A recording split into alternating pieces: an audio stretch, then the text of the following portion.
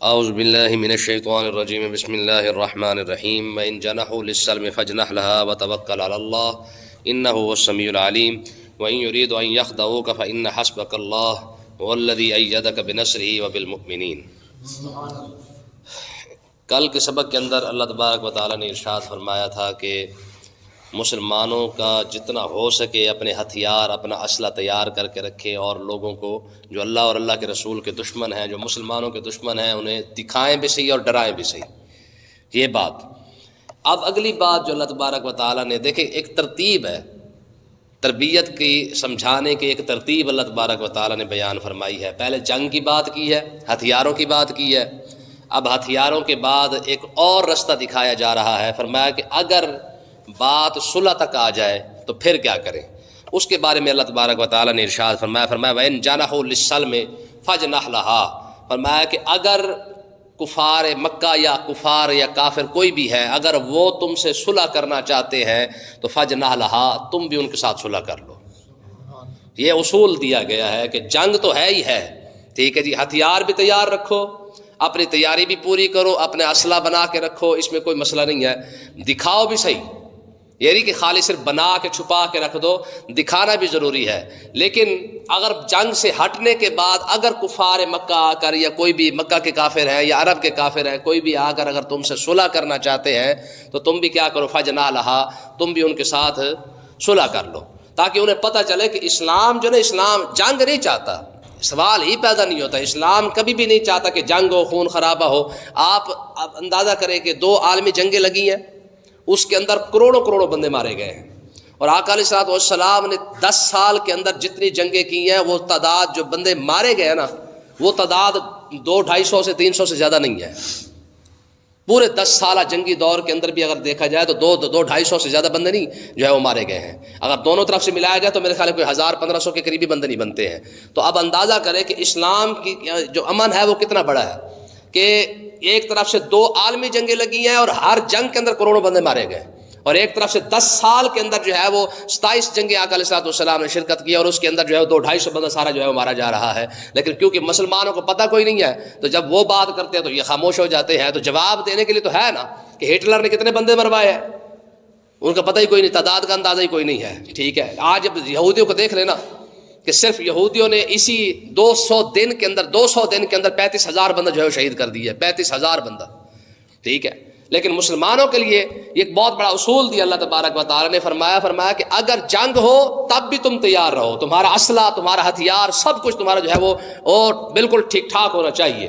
لیکن اگر بات صلح کی آ جائے، اگر وہ صلح کا پیغام بھیجے تو تم بھی کیا کرو، ہاں تم بھی ساتھ صلح کر لو۔ لیکن صلح کرنے کے بعد کرنا کیا، فرمایا وتوکل علی اللہ، فرمایا پھر تمہارا بھروسہ رب کی ذات پر ہونا چاہیے، ٹھیک ہے۔ مسلمان صلح کر لے، اگر انہوں نے صلح کیا تو صلح کر لو، صلح کرنے میں کوئی مسئلہ نہیں ہے۔ لیکن اگر تمہیں یہ خطرہ ہو کہ جناب اگر صلح کیا تو صلح کرنے کے بعد وہ کیا کریں گے، دھوکہ کریں گے، فراڈ کریں گے، اس کے اندر بھی مسئلہ یاد رکھیں، صلح صرف اور صرف اسی کافر کے ساتھ ہوگی یا اس قوم کے ساتھ ہوگی جو خلوص نیت کے ساتھ صلح کرنا چاہیں گے۔ اگر مسلمانوں کو لگے کہ یہ کافر صرف محض فراڈ کرنے کے لیے، دھوکہ دینے کے لیے صلح کر رہے ہیں، تو پھر صلح کرنے کی ضرورت نہیں ہے۔ پھر اسلام کہتا ہے، اسلام کی اجازت ہے کہ اس کی صلح جو ہے اس کے منہ پر دے مارو، کہ اسے کہہ دو سیدھا کہ بھائی ہمارے تمہارے ساتھ کوئی صلح نہیں ہے۔ پھر ایک اور مسئلہ بھی یاد رکھے، صلح صرف اور صرف عرب سے باہر جتنے کافر ہوں گے صرف ان کے ساتھ ہوگی۔ عرب کے اندر رہنے والے کسی کافر کے ساتھ صلح، ان کے ساتھ 2 مسئلے ہوں گے، یا تو اسے کلمہ پڑھنا پڑے گا یا جنگ کرنی پڑے گی، بس صلح والی بات نہیں ہوگی۔ کیونکہ آقا علیہ الصلوۃ والسلام نے ارشاد فرمایا کہ عرب کے اندر کوئی کافر نہیں رہ سکتا، یا کلمہ پڑھ لے یا جنگ کے لیے تیار ہو جائے۔ صلح جو ہوگی وہ صرف اور صرف عرب سے جو باہر کے کافر ہوں گے صرف ان کے ساتھ کی جائے گی، عرب والے کسی کافر کے ساتھ، یعنی جو جنگ کرنے والے ہوں گے ان کے ساتھ نہیں کی جائے گی۔ اور اگلی بات، قادیانی کے ساتھ بھی صلح نہیں ہو سکتی ہے۔ 2 حال ہوں گے، یا کلمہ پڑھنا پڑے گا یا اس کے ساتھ جنگ کرنی پڑے گی، مرتد جس کو کہتے ہیں ہم، ٹھیک ہے۔ حضرت سیدنا صدیق اکبر رضی اللہ تعالیٰ عنہ کے بعد جناب عمر نے آ کے کہا تھا نا، جب صدیق اکبر کے بعد یہ خبر پہنچے کہ جناب کچھ لوگوں نے زکوٰۃ دینے سے انکار کر دیا ہے، تو آپ نے ارشاد فرمایا کہ جو زکوٰۃ کی رسی روک لے گا میں اس کے ساتھ بھی جنگ کروں گا۔ تو فاروق اعظم نے آ کے کہا تھا، عرض کی تھی حضور وہ کلمہ پڑھنے والے آپ ان کے ساتھ کیسے جنگ کر سکتے ہیں؟ فرمایا وہ اللہ کے ایک فرض کو چھوڑ رہے ہیں، وہ کلمہ ان کا کہاں رہا۔ جنہوں نے زکوٰۃ کا انکار کر دیا پھر وہ مسلمان کہاں رہے؟ جو زکوٰۃ کا انکار کرے تو صدیق اکبر اس کے ساتھ جنگ چھیڑ دے، جو خود آقا علیہ الصلوۃ والسلام کے بعد اپنا کانا نبی لے کے پھر رہے ہو، ان کے ساتھ پھر کیسے صلح ہو سکتی ہے؟ تو نہ قادیانی کے ساتھ صلح ہو سکتی ہے، نہ عرب میں رہنے والے کسی کافر کے ساتھ ہو سکتی ہے۔ ان دونوں کے ساتھ ایک ہی حل ہوگا، یا تو ان کو کلمہ پڑھایا جائے گا یا ان کی گردن اتاری جائے گی، ٹھیک ہے؟ باقی پوری دنیا کے ساتھ ہو سکتا ہے، اگر وہ صلح کریں گے تو مسلمانوں کے لیے بھی حکم یہ ہے کہ جو تم سے صلح کرنا چاہے تم بھی ان کے ساتھ کیا کرو؟ صلح کر لو۔ اب یہاں پہ ایک سوال ہے اور اس کا جواب دیکھیں۔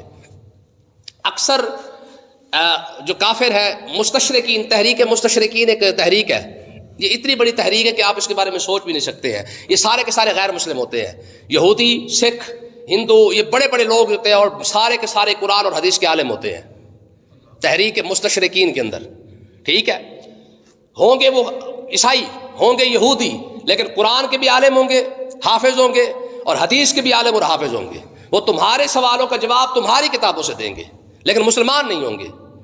تحریک مستشرقین، علماء ان کے بارے میں جانتے ہیں، وہ اتنی بڑی تحریک ہے کہ آپ اس کے بارے میں سوچ نہیں سکتے۔ مسلمانوں کی کتابیں اٹھائیں، مسلمانوں کی کتابوں کا مطالعہ کیا، اور پھر مسلمانوں کے اندر فرقہ واریت، اختلافات کو ہوا دینے کی خاطر انہوں نے باقاعدہ اپنے ہمارے قرآن اور حدیث کے باقاعدہ عالم بنائے انہوں نے، لیکن مسلمان ان میں کوئی بھی نہیں ہے۔ اس کو تحریک مستشرقین کہتے ہیں، جو علمی لحاظ سے قرآن پر اعتراض کرتے ہیں، آقا علیہ السلام کی ذات پر اعتراض کرتے ہیں، ٹھیک ہے نا جی؟ تو وہ مسلمانوں کے اندر اختلافات پیدا کرنے کے لیے۔ اب تحریک مستشرقین کے لوگوں نے ایک اعتراض اٹھایا تھا، انہوں نے کہا تھا جی اس جو کلمہ جو اسلام پھیلا ہے نا، وہ تلوار کے زور پر اور طاقت کے زور پر پھیلا ہے۔ اسلام طاقت کے زور پر پھیلا ہے، تو اس کا جواب یہاں پہ یہ دیا گیا، اسی آیت کے اندر دیا گیا ہے، اگر اسلام طاقت کے بل بوتے پر پھیلا ہے تو اس وقت طاقت تمہارے پاس ہے۔ مسلمان تو کسی ملک کے اندر طاقت نہیں ہے اس وقت۔ اگر طاقت کے بل بوتے پر اسلام پھیلتا تو چلو پہلے دو تین صدیوں کے اندر تو پھیلتا رہا، ٹھیک ہے؟ پھر اس کے بعد جب جیسے جیسے مسلمان کئی ملکوں کے اندر بڑھ گئے، طاقت تو ختم ہوگی مسلمانوں کی۔ اب اسلام کیوں پھیل رہا ہے؟ اب تم نے 35,000 فلسطینی شہید کر دیے ہیں، اسی 200 دنوں کے اندر تم نے 35,000 بندہ شہید کیا، تو 1,000 بندے نے اسی 200 دنوں کے اندر کلمہ پڑھا ہے۔ تو اس کا مطلب یہ ہے کہ اسلام طاقت کی بنیاد پر نہیں پھیلا ہے، اسلام اپنی حقانیت کی بنیاد پر پھیلا ہے۔ اسلام کے جو ایک نظام ہے نا، حقانیت ہے، جو سچا اسلام کی جو سچائی ہے، یہ اس کی بنیاد پر پھیلا ہے۔ کبھی بھی آپ کلمے کے طاقت کے زور پر کس کو کلمہ پڑھا لیں گے؟ روح زمین پر آپ زور لگا کے دیکھ لیں، اور یہ فتویٰ علماء کا کہ آپ گن پوائنٹ پر کسی کو کلمہ پڑھا بھی لیں، چلو وہ آپ کے ڈر سے پڑھ بھی لے گا، کیا پڑھنے کے بعد اس کا کلمہ قابل قبول ہوگا؟ آپ کیا کہتے ہیں، ڈنڈے کے زور پر آپ کسی کو عیسائی بنا لیں، وہ عیسائی بنے گا؟ خود عیسائی اس کو ماننے کے لیے تیار نہیں ہے۔ ڈنڈے کے زور پر آپ یہودی نہیں بنا سکتے، عیسائی نہیں بنا سکتے، ہندو نہیں بنا سکتے، تو مسلمانوں نے اتنے بڑے 2 ارب مسلمان پھیلے، یہ ڈنڈے کے زور پر بنے ہیں؟ سوال ہی پیدا نہیں ہوتا، ٹھیک ہے جی؟ ڈنڈے کے زور پر آپ کسی کو بھی کوئی مذہب اختیار نہیں کروا سکتے ہیں، ٹھیک ہے؟ تو اللہ تبارک و تعالیٰ نے ارشاد فرمایا اسی بات کا جواب دیا، فرمایا جنگ اسلام کبھی بھی نہیں چاہتا کہ جنگ ہو۔ آقا علیہ السلام نے خود ارشاد فرمایا کہ تم جو ہے وہ دشمن سے پناہ مانگو، جنگ سے پناہ مانگو، کوئی اچھی چیز تو نہیں نا؟ ہاں، جب ہو جائے تو پھر ڈٹ جاؤ، ٹھیک ہے نا؟ یہ ہے، جب ہو جائے تو پھر ڈٹ جاؤ۔ تو اللہ تبارک و تعالیٰ نے ارشاد فرمایا کہ اگر کوئی کافر قوم تم سے صلح کرنا چاہتی ہے تو تم کیا کرو؟ فَجْنَا، تم بھی اس کے ساتھ صلح کر لو، وَتَوَكَّلْ عَلَى اللَّهِ، صلح کرنے کے بعد پھر رب پر بھروسہ کرو۔ اگر ہو سکتا ہے وہ تمہارے ساتھ کوئی دھوکہ کرنے کی کوشش کرے گا، پھر فرمایا پھر رب جانے، پھر وہ جانے، ٹھیک ہے؟ پھر رب آپ ہی ان کا انتظام کر دے گا۔ إِنَّهُ السَّمِيعُ الْعَلِيمُ، کیونکہ رب سنتا بھی ہے، جانتا بھی ہے۔ اور اگلی بات ہے کہ اپنے محبوب کو رب نے کتنی بڑی تسلی دی ہے، اور میں محبوب وَإِن يُرِيدُ أَن يَخْدَعُوكَ، اے محبوب اگر یہ قوم آپ سے دھوکہ کرنا چاہے، اگر کافر صلح کرنے کی خاطر یعنی اوپر سے صلح کر لے اور اندر سے یہ پلاننگ کر رہے ہو، اس کو سازشیں کر رہے ہو، اگر یہ آپ کو دھوکہ دینے کا ارادہ کرے گی تو کیا ہوگا؟ فَإِنَّ حَسْبَكَ اللَّهُ، اے محبوب اگر یہ لوگ آپ کو دھوکہ دینے کی کوشش کریں گے تو پھر آپ کو آپ کا رب بھی کافی ہے جی، پھر اللہ آپ کو کافی ہے، پھر آپ جانے، پھر آپ کا رب جانے، اور پھر وہ جانے، پھر ہم دیکھیں کہ ہم ان کے ساتھ کرتے کیا ہے۔ دیکھیں نا قرآن مجید کی ایک اور آیت ہے، جب کفار مکہ سازشیں کر رہے تھے نا آقا علیہ السلام کو شہید کرنے کی، مکہ کے اندر، جب مکہ کے اندر یہ پلاننگ ہو رہی تھی دار الندوہ کے اندر کہ یا تو شہید کر دیا جائے، یقتلوک و یخرجوک و یمکرون و یمکر اللہ، ٹھیک ہے جی، کہ اس کو یا تو شہید کر دیتے ہیں یا بدر سے مکہ سے نکال دیتے ہیں، یہ ساری جب سازشیں ہو رہی تھی نا، تو اللہ تبارک و تعالیٰ نے اپنے محبوب کو ارشاد فرمایا محبوب یا ایھا الرسول بلغ ما انزل الیک من ربک وان لم تفعل وما بلغت رسالتہ واللہ یعصمک من الناس. سبحان اللہ. فرمایا محبوب آپ اپنے رب کا پیغام پہنچاتے رہے. واللہ یعصمک من الناس, اللہ تعالیٰ خود ہی آپ کی حفاظت فرمائے گا. سبحان اللہ. ٹھیک ہے جی. واللہ یعصمک من الناس, لوگ جانے پھر رب جانے, پھر آپ کو لوگوں سے پریشانی نہیں ہے. ٹھیک ہے جی. دیکھیں یہ حضور کی شان ہے اور حضور کی کتاب کی شان ہے. اللہ تعالیٰ نے قرآن کے بارے میں یہی بات ارشاد فرمائی, اِنَّا نَحْنُ نَزَّلْنَا الذِّكْرَ وَإِنَّا لَهُ لَحَافِظُونَ, کہ قرآن ہم نے نازل کیا ہے, اس کی حفاظت بھی ہم ہی کریں گے. اور اللہ تعالیٰ نے یہی بات اپنے محبوب کے لیے بھی فرمایا, فرمایا واللہ یعصمک من الناس, اے محبوب پریشان نہ ہو, ہم خود آپ کی حفاظت فرمائیں گے. ٹھیک ہے نا جی. ہاں, تو جس کی قرآن کی بھی اور جس محبوب کی خود رب حفاظت کر رہا ہو, پیچھے بچ کیا جاتا ہے. لیکن یہ بات ختم نہیں ہوئی ہے, پھر اگلی بات دیکھیں. فرمایا اے محبوب وَإِن يُرِيدُوا أَن يَخْدَعُوكَ, اگر یہ لوگ آپ سے دھوکہ کرنا چاہیں گے, فَإِنَّ حَسْبَكَ اللَّهُ, اللہ بھی آپ کو کافی ہے. اور هُوَ الَّذِي أَيَّدَكَ بِنَصْرِهِ, اور رب تو وہ ذات ہے جو آپ بھی مدد فرمائے گا, وہ بالمؤمنین, اور مومنوں کے ذریعے بھی آپ ہی کی مدد فرمائے گا. ٹھیک ہے. کتنی بڑی حوصلہ افزائی ہے اپنے نبی کے رب نے کی ہے, اپنے محبوب کی فرمائی. فرمایا پریشان نہ ہو محبوب, یہ سارے غلام بھی آپ کی حفاظت کے لیے ہیں, فرشتے بھی آپ کی حفاظت کے لیے ہیں, رب بھی آپ ہی کی حفاظت فرمائے گا. تو دیکھیں, اندازہ کریں ذرا. آقا علیہ الصلوۃ والسلام ایک مرتبہ صدیق اکبر کے ساتھ بیٹھے ہوئے تھے مکہ کے اندر ہی, پرانی بات تھی, یعنی مکی دور تھا. حضرت ہندا اس وقت اس نے کلمہ, بلکہ ہندا نہیں تھی, وہ ابو لہب کی بیوی تھی جمیلہ. جب یہ صورت نازل ہوئی نا تب یدا ابی لہب وتب, اس نے سنی تو وہ بھاگتی بھاگتی غصے کے ساتھ, ٹھیک ہے جی, ہاتھ میں اس نے پتھر اٹھایا ہوا. ٹھیک ہے. جب وہ آئی نا آقا علیہ الصلوۃ والسلام کے, اور آقا علیہ الصلوۃ والسلام اور صدیق اکبر دونوں باتیں کر رہے تھے, تو صدیق اکبر نے دیکھا تو آپ نے عرض کی, یا رسول اللہ یہ گستاخ عورت آ رہی ہے اور لگتا ہے یہ بدتمیزی کرے گی.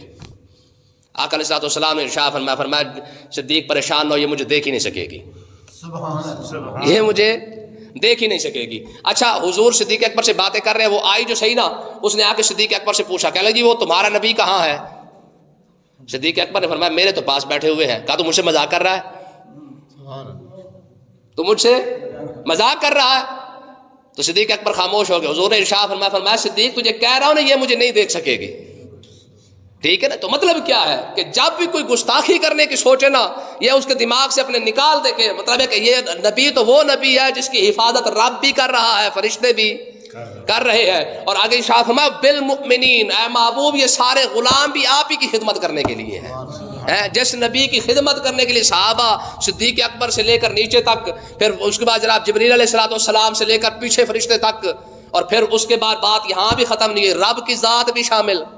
ٹھیک ہے. فرمایا محبوب آپ کو پریشانی کیا, یار 2 سیکورٹی گارڈ رکھے ہو نا بندے نے, تو وہ بھی بڑا تڑی پھر رہا ہوتا ہے, وہ کہتا ہے خیر 2-4 بندے کے پیچھے ہیں, ہوتا کہ نہیں ہوتا, تو اس کو بھروسہ ہوتا ہے کہ یار میرے آگے پیچھے کوئی نہ کوئی پھر رہا ہے. ٹھیک ہے. تو جس کی ذات کا جو ہے وہ کیا کہتے ہیں, حفاظت بھی رب کر رہی ہو, پھر اس کے فرشتے کر رہے ہو, پھر اس کے غلام کر رہے ہو, پھر وہ ذات کتنی بڑی ذات ہے.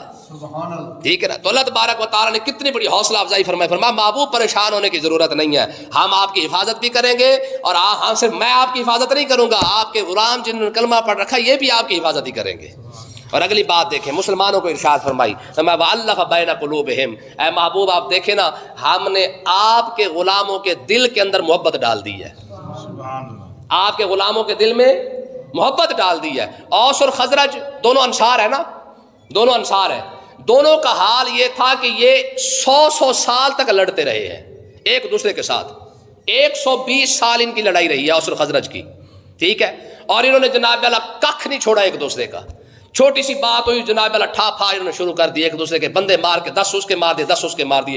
120 سال تک لڑتے رہے ہیں, اور ایک دوسرے کی شکل دیکھنا بھی گوارا نہیں کرتے تھے. لیکن ہوا کیا, جب کلمہ پڑھا ہے تو کلمہ پڑھنے کے بعد اب ان کا حال, اوس اور خزرج کا حال یہ تھا کہ دونوں ایک دوسرے پر جان نثار کر رہے تھے. آقا علیہ الصلوۃ والسلام جب غزوہ حنین لگا نا, تو حضور علیہ الصلوۃ والسلام نے انصار کو فرمایا, فرمایا انصار تم اس بات کی گواہی نہیں دیتے کہ میرے آنے سے پہلے تم گمراہ تھے, اور اللہ تعالیٰ نے میری وجہ سے تمہیں ہدایت عطا فرمائی ہے. سارے انصار رو پڑے. اس نے کہا یا رسول اللہ اس میں کوئی شک نہیں ہے. پھر حضور نے اگلی بات فرمائی, انصار میرے آنے سے پہلے تم فقیر تھے, رب نے تمہیں امیر بنا دیا, دولت مند بنا دیا, یہ تھوڑی بات ہے. کہا یا رسول اللہ یہ بھی بہت بڑی بات ہے. پھر حضور نے اگلی بات ارشاد فرمائی, فرمایا کہ میرے آنے سے پہلے تم ایک دوسرے کی شکل دیکھنا گوارا نہیں کرتے تھے, رب نے میری وجہ سے تمہارے دلوں کے اندر محبت ڈال دی ہے, یہ سارا کا سارا صدقہ میرا نہیں ہے. سبحان. حضور نے انصار رو پڑے, انہوں نے کہا یا رسول اللہ یہ سارا کا سارا آپ کا احسان ہے. ٹھیک ہے، یہ بات تو حقیقت ہے، قرآن مجید ہے نا، محمد الرسول اللہ والذین معہ اشداء علی الکفار رحماء بینہم، فرمایا یہ جو میرے نبی کے صحابہ ہے نا، کافروں پر تو سخت ہوں گے لیکن آپس میں ان کا حال کیا ہے؟ رحماء بینہم، کہ آدھا ٹکڑا بھی اگر کسی کو ملا تو اس نے بھی 4 بندوں کو بلا کے کھلا کے کہا ہے۔ یار آپ اندازہ کریں، غزوہ احد کے اندر نا ایک عجیب واقعہ پیش آیا، 3 مسلمان آخری لمحات تھے تینوں کے، 3 مسلمان جب شہید ہونے لگے نا غزوہ احد کے اندر، کیونکہ 70 مسلمان شہید ہو گئے تھے، تو 3 مسلمان جب شہید ہونے لگے نا آخری لمحات تھے، ایک عورت پانی لے کے آئی، جب وہ پلانے لگی نا تو اگلے بندے نے آواز نکالی، اس نے کہا جی آلات یعنی پیاس کا کہا کہ مجھے پانی پلا دو، تو سانس ٹوٹتے ہوئے مسلمان نے کہا یار اگلے کو پانی پلاؤ، ہو سکتا ہے مجھ سے زیادہ ضرورت ہوگی۔ وہ اگلے کے پاس لے کے گئی پانی، ٹھیک ہے، ابھی وہ اس کے پاس پہنچی تھی، آگے سے آواز آئی پیاس کی، ٹھیک ہے جی، اس نے بھی وہ سانس ٹوٹتے ہوئے اس نے کہا مجھ سے زیادہ ضرورت اس مسلمان کو ہے، اسے جا کے پانی پلاؤ۔ کہتے میں تیسرے کے پاس گئی، کہتے جب تیسرے کے پاس گئی تو وہ شہید ہو چکا تھا، ٹھیک ہے، پانی نہیں مل سکا، شہید ہو چکا ہے۔ کہتے میں دوڑ کے میں نے کہا چلو پہلے والے کو پلا دوں، کہتے پہلے والے کے پاس ہی وہ بھی شہید ہو چکا تھا، پھر دوسرے کے پاس ہی وہ بھی شہید ہو چکا تھا۔ یہ مسلمانوں کا جذبہ تھا، تب کی بات ہے جب یقین کریں کہ وہ یہ آقا علیہ السلام کا کمال ہے نا، حضور کی محبت کا کمال تھا کہ مرتے مرتے بھی ایک دوسرے کے لیے کر رہے تھے۔ ایک اور واقعہ دیکھیں ذرا، کہ ایک صحابی رسول نے کے پاس نا کسی نے ایک سری بھجوا دی، بکرے کی سری نہیں ہوتی ہے وہ بھجوائی، تو انہوں نے کہا یار بات یہ ہے کہ یہ اٹھا کے نا وہ ساتھ والا میرا جو دوست ہے نا اس کے گھر بھجوا دو، ہو سکتا ہے اسے زیادہ ضرورت ہو۔ اچھا اس کے گھر بھجوائی، جب اس کے گھر میں پہنچے نا اس نے کہا یار میرے اگلے دوست کے گھر بھجوا دو، ہو سکتا ہے اسے زیادہ ضرورت ہو۔ وہ 5-7 گھروں کے اندر سری پھرتے نا دوبارہ پہلے گھر کے اندر آ گئی تھی، صرف یہ سوچتے یار ہو سکتا ہے اسے زیادہ ضرورت ہو سکتا ہے اسے زیادہ ضرورت ہو۔ آپ سوچ سکتے یہ مسلمانوں کی تاریخ ہے، ٹھیک ہے۔ بغداد کے اندر ایک شخص غیر مسلم آیا سودا لینے کے لیے دکاندار سے، دکاندار نے کہا یار یہ سودا اگر تو اس دکان سے لے لے تو ٹھیک نہیں، کہا تیرے پاس نہیں ہے، کہا میرے پاس بھی ہے، کہا پھر تو اس دکاندار کے پاس کیوں بھیج رہا ہے؟ کہا اس لیے بھیج رہا ہوں کہ میرے پاس 2 گاہک آ چکے ہیں، ابھی تک اس کے پاس کوئی گاہک نہیں آیا ہے۔ یہ مسلمانوں کی تاریخ ہے، ٹھیک ہے نا جی۔ اللہ بین قلوب فرمایا محبوب ہم نے آپ کے غلاموں کے دلوں کے اندر جو ہے وہ الفت ہی الفت، محبت ہی محبت ڈال دی ہے۔ تو اس آیت کو انشاءاللہ کل پڑھیں گے۔ اللہ تعالیٰ سمجھنے کی توفیق عطا فرمائے۔